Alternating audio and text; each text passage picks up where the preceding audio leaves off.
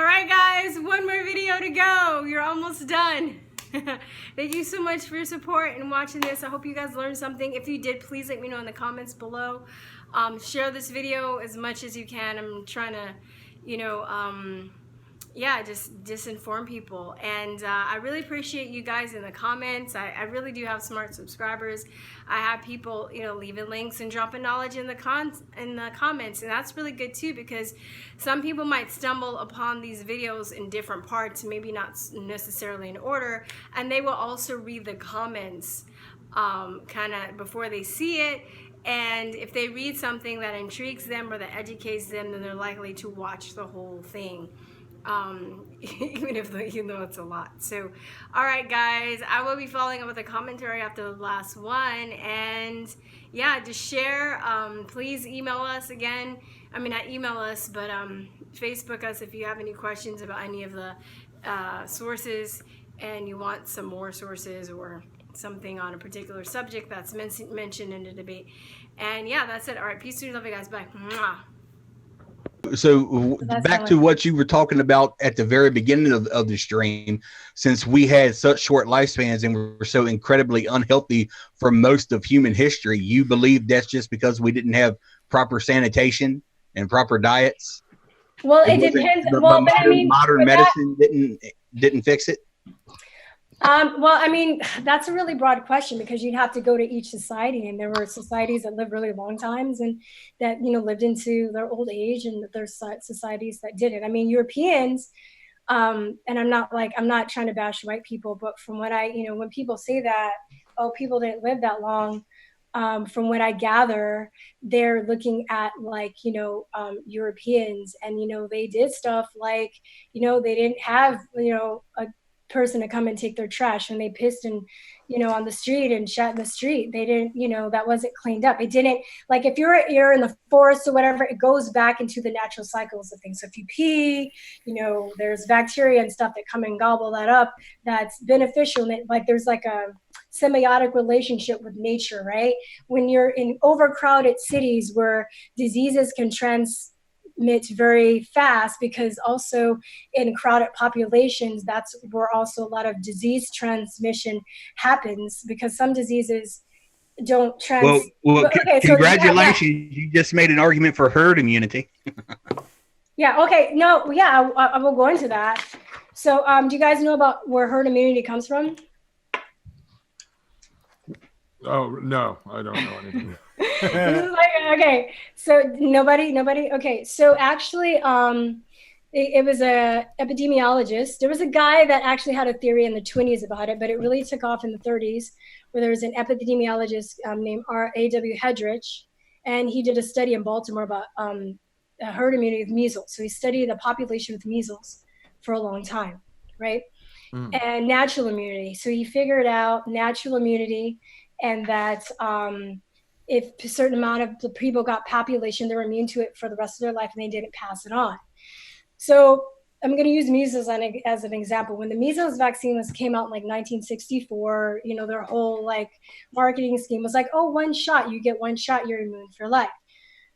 So then that didn't work, because they found out that the titers waned, and even though people got the vaccine for measles, they still got you were still able to get the measles. Also, what they're finding out is that mothers that don't acquire measles naturally can't pass the antibodies onto their babies. So if you get a vaccine for measles, your titers wane, and this is why booster shots are also injected. Does that make sense? Am I losing you guys? Am I boring? No. I feel like yeah, so you get booster shots to increase your titer count, but they keep waning. And each vaccine, they found that you get the immunity wanes more and more, so you have to keep getting vaccines. Now, this is going to mess with the population as far as our evolution, I guess, is concerned, because people that were naturally immune did not get measles, were able to protect the herd, and can also pass antibodies on to their offspring. So it made it easier for them to, if they got the measles, to either recover fast, or they could be exposed to the measles without actually getting the measles through natural immunity and be be protected that way. Someone asked a question again back to autism. They wanted to know, is autism just simple brain damage caused from inflammation, or is it a genetic disorder? Do we even know the basic understanding? You know, it's a very multifaceted answer. I think it's brain damage from my personal experience. And this is what do they call it? Like when people describe it, is that basically the child brain swells up, the person's brain swells up, and then their brain becomes damaged. They have encephalitis or encephalopathy. Encephalitis is like brain swelling, and then encephalopathy is brain damage. So that is also listed in the vaccine inserts, encephalitis, encephalopathy. So to varying degrees, it can depend on a lot of things. Also, what's really messed up is when children get a fever after the vaccine, or they're having like a reaction. A lot of pediatricians are trained to tell people to give their children Tylenol, and Tylenol depletes your body of glutathione, which makes it harder for you to detox, and that kind of keeps the poisons in, and that causes a bigger reaction. So you can find, there's somebody that's collected, I think, and now I can put that in the link too, 150 studies linking vaccines to autism. Now, when you hear that they don't cause autism, we can't really prove a negative, and they say, and I'm saying they, like the scientific community, they say, oh, we don't know what causes autism, but we know vaccines don't cause autism. And then, there's the whole the study that the Vax movie was based on, where there was a statistician who actually, William Thompson, if you've heard of that, he actually abandoned his group actually abandoned the data set, the data plan. They abandoned the data plan and actually knocked people off of the study that actually were getting autism to make it appear that vaccines there wasn't a correlation between vaccines and autism. Mm-hmm. So, yeah. Well, Storm Chaser said, thank you very much for that. You should, if you want to know, I'll post everything that I talked about in the links. It's going to be a lot, but I'm trying to sift through all this and send me an email with all of the links, and they'll all go in the description. Oh, no, you didn't. Okay. Because I want people to be able to look into this. Yeah, sure you do. We obviously disagree. You have your points, I have mine. But I want people to be able to see the different types of things that there are out there. I always say that people I disagree with, I want to have a bigger microphone, so people can discern for themselves what the truth is. You're so full of shit. I want to say that you don't know how much this means to me, letting me come on your channel and talk about this, because most people don't want to hear the other side, and I really respect you, and I thank you for having me on. No, I really appreciate you coming, Dustin. Even though we're both heated, we're both passionate. And I stand where I started. I don't know. I don't know the answer. All I know is that I don't go to the doctor. I'm still not going to the doctor, kids? Not because I'm afraid of vaccines, but because I'm afraid of doctors. Hey, Dustin, do you have kids? Yes. Are they young? Oh, 15 and 8. Mine are all young. And they're both straight A students at Genius. I know I got cocky, but it would really be worth your time to look into some of the stuff and compare it and just, Well, I did. My wife's into all that and handles it. She's done some and not others. So. Well, you have time. You should make the time. You're the dad too. That you're. No. I don't have time for this shit because I really, honestly don't. No, dude. I'm fighting Marxists, and the vaccines just don't get me off. I'm not in the mood for it. I told Halsey in the beginning. I said I don't even want to moderate this because I really don't care. To be honest, I am definitely going to go look into the proportionality of it. The rates at which people do have these adverse reactions versus the rates of people who get vaccines and are just perfectly fine with getting them, because that is what is going to tell the tale. How many people are adversely affected versus how many people are just, have an immunity and are still perfectly healthy. That's the devil is in those details right there. That is the data set that I, as a scientist, would look at. Oh, and if you know too, most people that don't vaccinate their kids are highly educated and they're scientists. And did you know that? Did you know that figure? That I've heard colloquialisms, but I've never seen any hard evidence on that. Just like I've heard most intelligent people believe in a God too, you know, and I don't know how true that is. Yeah, I mean, okay, so let me just tell you this, especially so you're really scientific based. This is a really good book. I just got it, and I regret that I didn't look through this sooner. You can probably get it if you're broke like me. You can probably get it used on Amazon. It's called Neumiller's Critical Vaccine Studies. It has 400 more important scientific papers summarized for parents and researchers. And they basically summarize the studies. They categorize it by vaccine. There's even a section on there about non-vaccination of doctors and nurses, the education level of non-vaccinating parents. Let me interrupt with a question real quick. I don't know if you addressed this earlier, because I took like a 20-minute break there to get something to eat while you were talking before I come on. If as you say, vaccines have that causation and they're causing all of these problems, you know, the encephalitis and the autism and other problems, and the scientists who create, and the doctors the scientists who create these vaccines know about these problems. What is their benefit for continuing to give these people and to make people sick? What is the benefit here? The cost benefit analysis we'd have to run. Yeah, and why would they continue to push vaccines on people if vaccines are harming people? Well, I think some of them haven't looked into it and they don't know. I think that there's some that do give their children vaccines that got harmed, like Brian Hooker, who investigated, who was one of the scientists. He was actually a scientist that's involved with the vax. He was actually a scientist, and he gave his son vaccines, and his son became autistic as a result.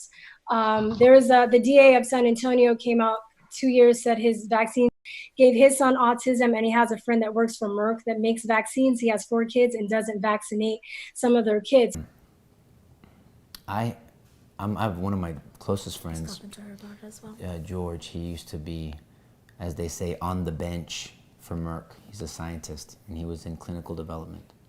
He has 4 kids, and they didn't vaccinate any one of their kids. And then Stephanie, his wife, being a nurse, and her telling me as a mother, you know, I'm a nurse, I'm not vaccinating my kids. And George, you know, telling us about his job and being involved with it and knowing what was going on, and he's like, I would never put this stuff on my kids. So he's a Merck scientist, his wife is a nurse, and they didn't give any of their children any. That says a lot, doesn't it? None. He goes, you can't prove to me as a scientist that this is good for your child. That's what he said. So a lot of people just don't vaccinate their kids, and they're quiet. And because they're afraid of having their careers ruined. I mean, I don't really have enough time today, but I'm also going to put in some other alternative information on Andrew Wakefield, because I think that he was definitely somebody that was made an example to frighten doctors into speaking out. Oh, come on with that. Come on. Andrew Breitbart, Oh, all right. Get his name out. Come on. You can do it. You can do it. I have faith. Whatever, Wakefield, lost his medical license for falsifying data that shows a link between autism and vaccines. Okay, so wait, hold on. You want to talk about it? Let's talk about it. Okay, so what did he do? What did his study say? His study said that he found a circumstantial link between African-American children and autism, and he published it in Lancet, and it turns out that not only was his research not able to be replicated, but that he falsified data. Wow, score. Thanks, Halsey. You just led everybody to the real fraudulent study that was produced by the CDC by William Thompson. It looks like you have your studies mixed up. Maybe it's because you didn't read any of them. Yeah, you didn't read the study. Yes, I don't have to read the study. I read the. You should read the study, because that's not what it said. We don't have to read. If you're going to make a claim like that. Hold on. Okay, hold on. His life has been ruined. Well. I mean, no offense, but why would he read the study when the study has been shown to be falsified? If you're going to go by a falsified study, that's kind of weird. Well, no, it isn't weird because we know how fake news operates, right? You trust Anderson Cooper? We know how. Oh, you do not slander Anderson Cooper. He is wonderful. We know how big industry, goes with people. I mean, how big industry conspires to get people. So then it becomes jet fuel can't melt steel beams if we get into that area. No, because we're talking about a paper that, he was a very 10 of the 12 co-authors retracted. And according to the retraction, said no causal link was established between the MMR vaccine and autism as the data was insufficient. This was accompanied by an admission by Lancet that Wakefield had failed to disclose financial interests. He was funded by lawyers who had been engaged by parents in lawsuits against the same vaccine-producing companies. However, so like I said, I'm going to put some stuff in the link so you can actually read it yourself and go through it instead of reading, fallacious, information about the study, because I think you should, because you're just basically, reading an article that's producing sound bites. I'm reading something from the Indian Journal of Psychiatry. Okay, so let me, so the study is not that long. You can read it yourself. I'm actually looking for the study. Hold on 1 second. Final debate vaccine notes. 1 second. The final episode in the saga is the revelation that Wakefield et al. Were guilty of deliberate fraud. They picked and chose data that suited their case. They falsified facts. The British Medical Journal has published a series of articles on exposure of the fraud, which appears to have taken place for financial gain. It is a matter of concern that the expose was a result of journalistic investigation rather than academic vigilance, followed by the institution of corrective measures. Readers may be interested to learn that the journalist on the Wakefield case, Brian Deere, had earlier reported on the false implication of thimerosal in vaccines. Thimerosal. In the etiology of autism. However, Deere had not played an investigative role in that report. The systematic failures which permitted the Wakefield fraud was discussed by Opal et al. Okay, so yeah, you need to actually read the study. Why would I read the study when it says that he used fraud to do it? Yeah, because you're reading off a hearsay. You know that people make stuff up. The British Medical Journal has published a series of articles on the exposure of the fraud. Do you know about the other article? The other authors didn't retract it. Okay, 10 of 12 did. They did not. Yes, they did. Oh, because you're okay. So you need to go and find out if that's true, because that's not what happened. Okay, now they don't talk. Do you know about John Walker Smith actually got his license back? One of the people who retracted got his license back? One of the people on the study, it was him and John Walker Smith that got their license retracted. He actually got his license back. They don't talk about that. They don't tell you.